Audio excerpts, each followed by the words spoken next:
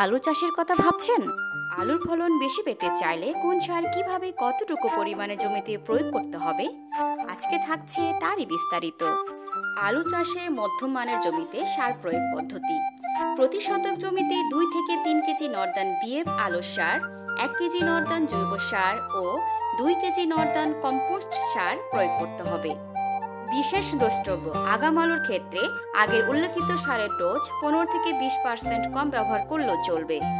যদি বিএফ আলুর সার ব্যবহার করতে না চান আর রাসায়নিক সারের পরিমাণ জানা থাকে, তাহলে রাসায়নিক সারও ব্যবহার করা যাবে।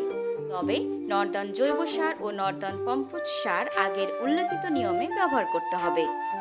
পরবর্তী উপরিপ্রয়োগ: বীজ বপনের 25 থেকে 35 দিন পর প্রতি শতক জমিতে 250 থেকে 500 গ্রাম নর্দান জৈব সার এবং প্রয়োজনীয় ইউরিয়া সার প্রয়োগ করতে হবে।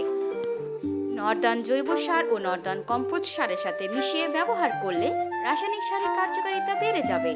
ফসলের অবস্থা বুঝে আগের উল্লেখিত সারের ডোজ কম বেশি করা যেতে পারে।